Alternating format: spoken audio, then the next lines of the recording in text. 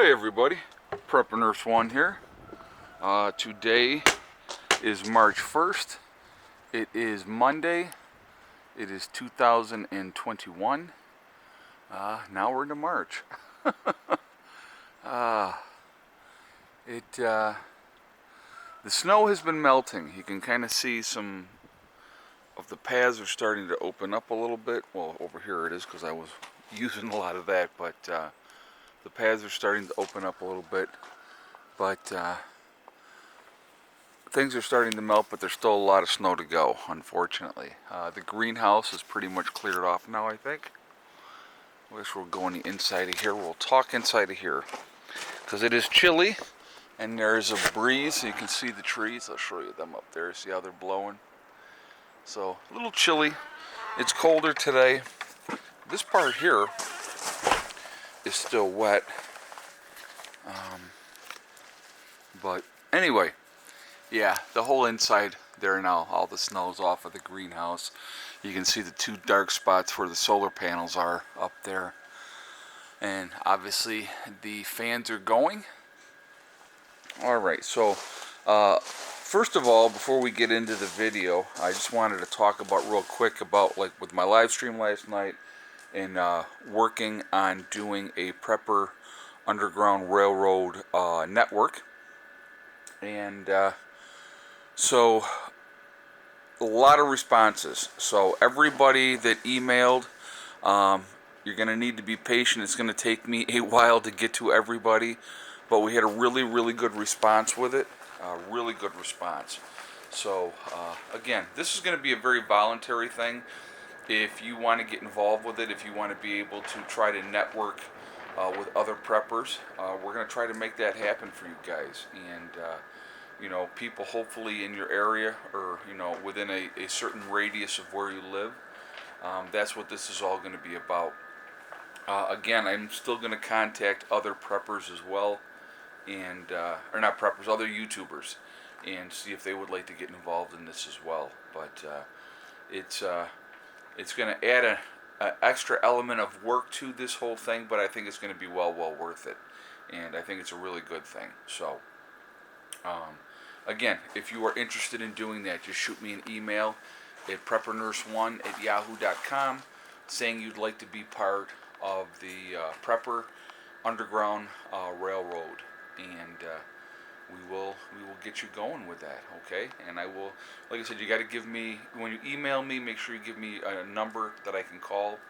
And as long as you are either in Canada or the States, I'm going to be able to call. I don't have overseas calling on my plan. So if you email me and you're from overseas, I definitely will email you back, okay? But anyway, so that's where we're at with that. So what I wanted to talk about today, and I think that now that we're into March, and I think that this is an important topic, and it really needs to be discussed this year, probably more so than before. If anybody has been paying attention to the soaring food cost, the smaller portions that you're paying for those larger cost of food, it is getting to a point where going grocery shopping is getting outrageously expensive.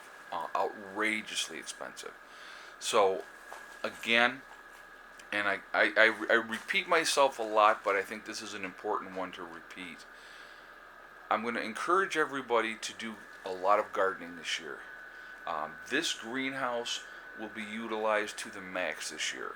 Okay, I will be growing like crazy in here. I will be growing like crazy out in the grow beds when the time comes, and you know, there's going to be a lot going on as far as that goes with growing this year. And so I'm really looking forward to doing it and sharing that experience with you. But I want you all to also, if you haven't started gardening yet, even on a small scale, guys, I mean, you know, depending on where you live and what you can do, you can get some pots, you know, get some decent soil. You know, you buy the you know, the regular soil. Start growing. Start, you know, if you have like a patio that you can put some plants on during the day, bring them in at night, whatever way you want to do it. I'm going to really try to encourage you to grow this year. try to supplement your food cost. And here's the best part about growing your own food as well. You know it hasn't been sprayed with pesticides. I do mine all organic. No pesticides are used at all.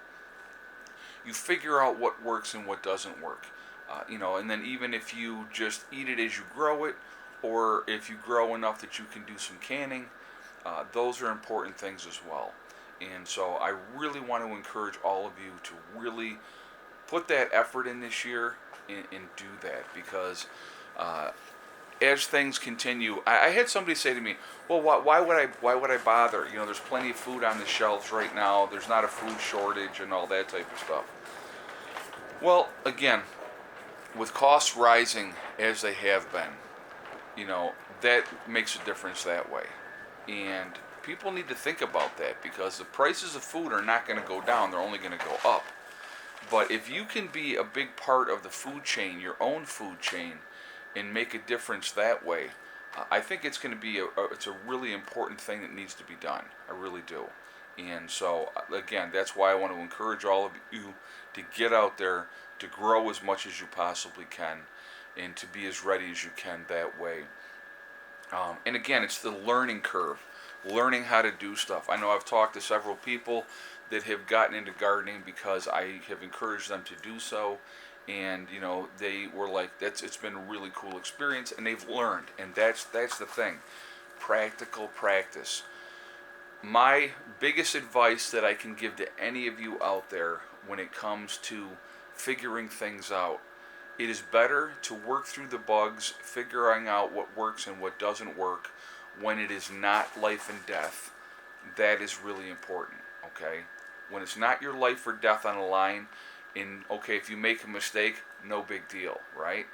But if you're trying to figure things out in a post-event, when it is the end of the world as we know it, and you're trying to get things squared away, and it's going to be your life if it doesn't work out, you don't want to be guessing at that point. You want to have that knowledge. You want to have those skills on hand to be able to say, okay, I'm ready to go, I'm ready to rock, this is what I need to do, and then go from there. It's that simple. It really is that simple. And so that's why I'm always going to continue to encourage you guys to do as much as you can as far as that goes, and learn. Learning is so important. That's such a key part of it. And so that's where I'm at. Okay, that's what I'm talking about. I think it's hugely, hugely important to do that. Work through it, figure out what works, what doesn't work, and then just kind of go from there. And that's my advice to people this year. Put bigger gardens in than you put before. I know I said that last year as well, but again, look at the cost of food from last year to this year. It didn't go down. Okay. A lot of the soil in the country, in different parts of the soil, is not that viable anymore. So that's something to think about too. And I would rather grow my food if I can, know what I'm eating, know that it's not been all chemically treated and all kinds of things like that as well. So if I can grow a lot of my own stuff, I think that that's a great thing to be able to do. And so that's why I want to encourage all of you to be doing that. And I'm going to tell you what I plan on doing this year with the aquaponics and doing that, that's a learning curve for me. I'm going to make a ton of mistakes. Absolutely going to make a ton of mistakes. But here's the best part. Right now, it's not my life or death. I'm not having to figure it out and, oh my God, this works or this doesn't work. I'm going to tweak it. I'm going to play with it. I'm going to see how it goes. And I'm going to go from there. But, figure things out now. Do it now. That's what I want to encourage you. Try to be as more self-sufficient. God, I thought I heard a cat. I'm hearing cats all the time because I have so many. So all the cats and all the dogs have their collars on now. I did that with with the cats. I had to have help. I had Becky help me with the cats yesterday, and no, I didn't. Okay. I was looking to see if one of them was outside. But I had Becky help me with the cats yesterday, and it's so funny. The biggest squirrel in the bunch, always has been, is Max. Max flips out with stuff like that. He don't want to have that collar on. He'd like try to give that cat a flea bath. That was a fun adventure. That was a fun day. But and I've never done that to him again. That's why we went with the collars. Collars are such easy. You put it on once, 8 months, they're good. And there you go. But yeah, it's insane with that cat. But so Becky helped me with the cats. The dogs, I basically just said sit. They sat. I put the collars on.